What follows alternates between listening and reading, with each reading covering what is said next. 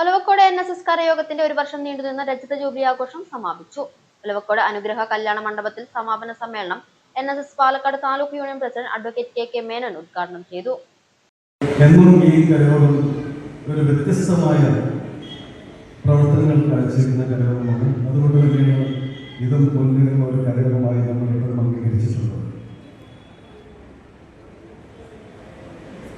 പക്ഷെ എനിക്കൊരു വിഷമം ഉണ്ട്, അത് പറയാൻ എനിക്ക് നോക്കിയില്ല.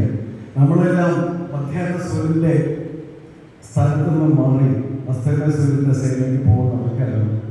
നമ്മുടെ കുട്ടികൾ ഇവിടെ ആകെ തൊട്ടന്നെയാണ് ഒന്നോ രണ്ടോ ഉള്ളൂ.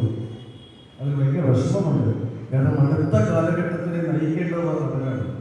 ഈ സംഘടനയ്ക്ക് ഇനി വേണ്ടവർ അവരാണ്. നമ്മുടെ കുട്ടികളെ ഇതിലേക്ക് ആകർഷിക്കണം, അവരെ ഇങ്ങോട്ട് കൊണ്ടുവരണം.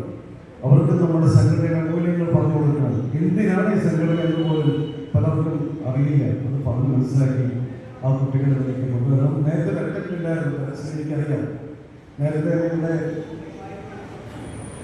ഇവിടെ ഒരു കുട്ടികളെ സംഘടിപ്പിക്കാനും കുട്ടികൾക്ക് ക്ലാസ് കൊടുക്കാനും ഒരു പ്രവർത്തനം നടത്തിയിരുന്നു. പക്ഷെ അതിൻ്റെ ഫലവത്തായില്ല എന്നാണ് തോന്നുന്നത്. എന്തായാലും നമ്മുടെ കുട്ടികളെ അറ്റ്ലീസ്റ്റ് നമ്മുടെ വനിതാ സമാജം ആ കാര്യത്തിലൊരു ഇനീഷ്യേറ്റീവ് എടുത്ത് കുട്ടികളെ ഈ പ്രവർത്തനത്തിലേക്ക് കൊണ്ടുവരണം. എങ്കിൽ മാത്രമേ നമുക്ക് എക്സിസ്റ്റൻസ് ഉള്ളൂ എന്ന് എനിക്ക് പറയാനുള്ളൂ. പിന്നെ കരയോഗം പ്രസിഡന്റ് C വിപിനചന്ദ്രൻ അധ്യക്ഷനായി.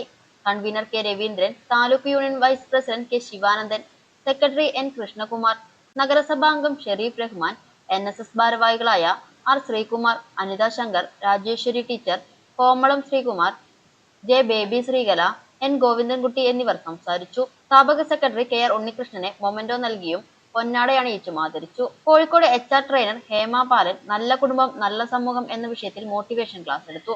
അംഗങ്ങളുടെ വിവിധ കലാപരിപാടികളും നടന്നു. രജത ജൂബിലി വർഷത്തിൽ ഒട്ടേറെ ജീവകാരുണ്യ പ്രവർത്തനങ്ങൾ നടത്തിയതായി പ്രസിഡന്റ് C വിപിനചന്ദ്രൻ പറഞ്ഞു.